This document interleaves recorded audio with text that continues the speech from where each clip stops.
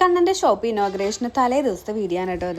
ഷോപ്പിൽ കാര്യമായിട്ടുള്ള അലങ്കാരപ്പണികളൊന്നും നടന്നിട്ടില്ല കേട്ടോ. അപ്പോൾ ഞാനത് ചെടികൾ വാങ്ങാമെന്ന് വെച്ചിട്ട് ഇറങ്ങിയതായിരുന്നു. അങ്ങനെ എനിക്ക് ഇതാണ് ഇഷ്ടമായിട്ടുണ്ടായിരുന്നു. അപ്പോൾ ഞാനത് വാങ്ങിയിട്ട് ഞാൻ കടയിലേക്ക് എത്തി. വൈറ്റ് പോട്ട് ഇപ്പോഴും കാണാൻ നല്ല ഭംഗിയാണല്ലോ. അപ്പോൾ എനിക്ക് ഭയങ്കര ഇഷ്ടമായിട്ടുണ്ടായിരുന്നു. അപ്പോൾ ഞാൻ കുറച്ച് നേരം അതിൻ്റെ മുന്നിൽ നിന്നിട്ട് ഡിസ്കോ ഡാൻസ് ഒക്കെ കാണിച്ചിട്ടുണ്ടായിരുന്നു. പിന്നെയും വേണ്ട സാധനങ്ങളൊക്കെ വാങ്ങിക്കാനുണ്ടായിരുന്നു കേട്ടോ. അപ്പോൾ ഞാൻ നേരെ പോയപ്പോൾ ഋതുമോൾക്ക് കിട്ടിയതോടെ എടുത്ത് കൈ പിടിച്ചിട്ടുണ്ട് കേട്ടോ.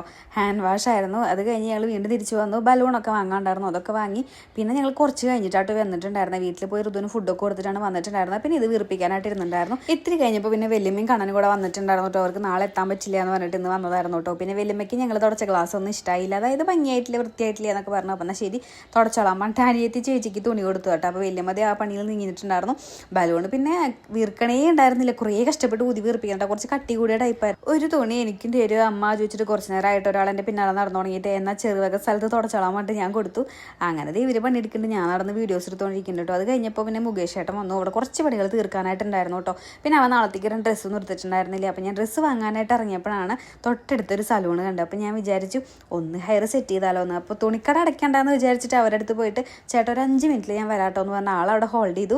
അങ്ങനെ നേരെ വന്നിട്ട് ഇവിടെ ക്ലോസ് ചെയ്യാറായിട്ടുണ്ടായിരുന്നു, വേഗം ചെയ്തു തരാമെന്ന് പറഞ്ഞിട്ട് ഞാനപ്പോൾ വേഗം കയറി ഇരുന്നിട്ടുണ്ടായിരുന്നു. ഞാൻ കുറച്ച് നാളായി വിചാരിക്കണം ഒന്ന് സെറ്റ് ചെയ്താലോ എന്ന്. അവിടെ ഇവിടെയൊക്കെ ആകെ കുറേ സ്പ്ലിറ്റൻസ് ആയിട്ടും ടോട്ടലി എനിക്കൊരു സുഖം തോന്നിയിട്ടില്ല. അതുകൊണ്ട് ഞാനൊന്ന് സെറ്റ് ചെയ്യാതെന്ന് വെച്ച് വേഗം കയറിയിരുന്നു കേട്ടോ.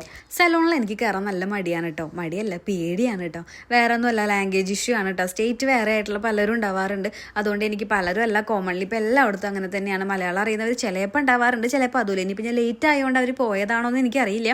പിന്നെ ഞാൻ കഷ്ടപ്പെട്ടിട്ടാണ് കേട്ടോ മനസ്സിലാക്കി കൊടുത്തത്. ആൾ പറയണത് എനിക്കും മനസ്സിലാവുണ്ടായിരുന്നില്ല. അങ്ങനെ ആൾ ഈ സെറ്റ് ചെയ്ത് തന്നു. ഇങ്ങനെയുണ്ട് ഭംഗിയില്ല, എനിക്ക് നല്ല ഇഷ്ടമായിട്ടുണ്ടായിരുന്നു കേട്ടോ.